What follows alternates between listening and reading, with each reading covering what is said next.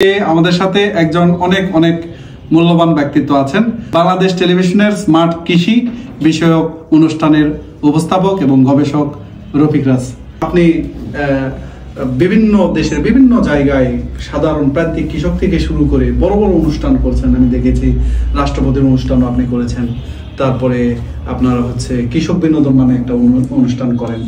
তো আমরা সেই অনুষ্ঠানগুলো খুব দেখি এবং সাথে যে আপনি আমাদের স্টুডিওতে আছেন অনেক ভালো লাগছে।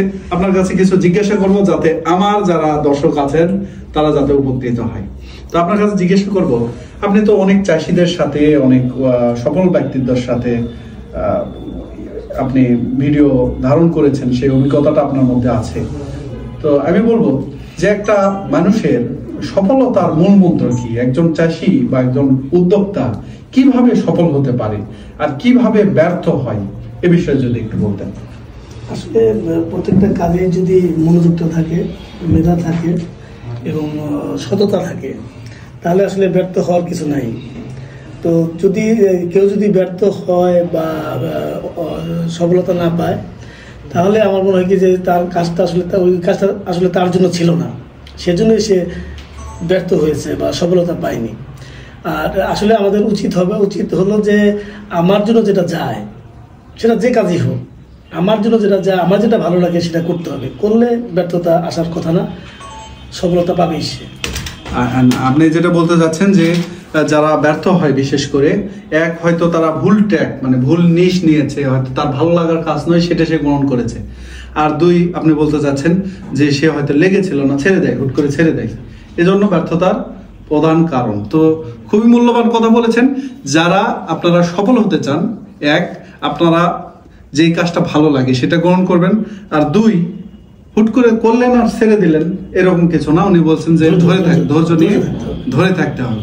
তো আপনি অনেক সফল উদ্যোক্তার সাথে আপনি ইয়ে করেছেন, এরকম আছে যারা দেশের সুনামধন্য প্রতিষ্ঠানে নিয়ে কাজ করছে। তো তাদের দিক থেকে আপনি একজন মনে করেন সফল উদ্যোক্তা বা যারা ধনী হয়, আমরা ধন বলতে তো সফল উদ্যোক্তা বুঝি, কোটি কোটি টাকা ইয়ে করছে। তো আপনার মতে কোন গুণটা থাকার কারণে, সে কোন গুণের কারণে বিশেষ করে তারা সফল? কঠোর পরিশ্রম, ধৈর্য, সততা। আলহামদুলিল্লাহ, এটা তিনটা বিষয় বলছে। এটা কিন্তু দেখেন, আমার মনে হয় যে এটা হাদিসের কথাও হয়ে যাবে। আবার যে কোনো ধর্মের যদি আপনি ইয়ে করেন, মানে ডকুমেন্টস বের করেন যে এই কয়টা থাকবে, একটা হচ্ছে ধৈর্য, কঠোর পরিশ্রম আর সততা।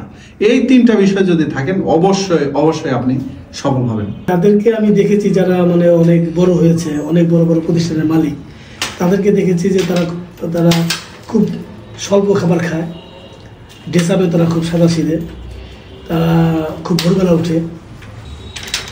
এসব লোক মানে দেখেন, সে কিন্তু অনেক টাকার মালিক, অনেক সম্পদশালী, কিন্তু সে কম ঘুমাচ্ছে, তারপরে লোক কম খাচ্ছে, ড্রেসাপও কম করতেছে।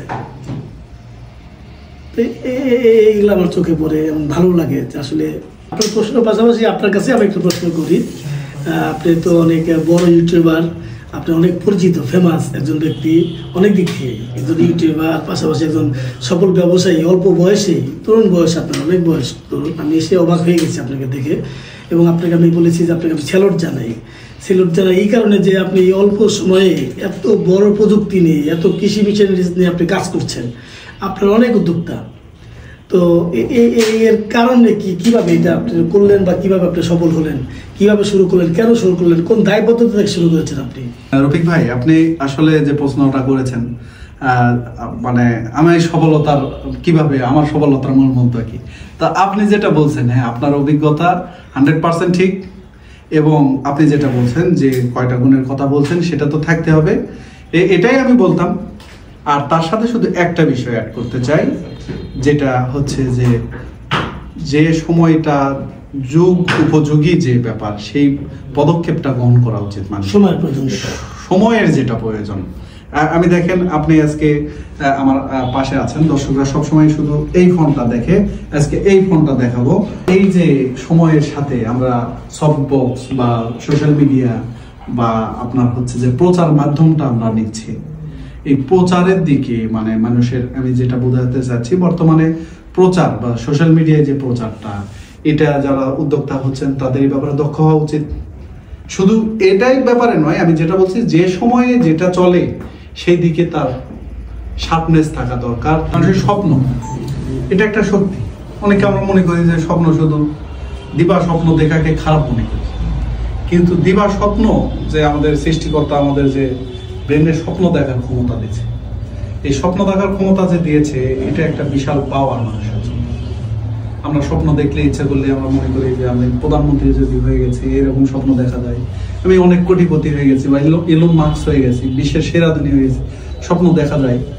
মনে বলে দিবা স্বপ্ন। আমি এটাকে ভুল হিসেবে কোনো কিছু দেখি না, কোনো ভুল হিসেবে দেখি না, কারণ সেই স্বপ্নটা আপনাকে টার্গেট নিয়ে যাবে।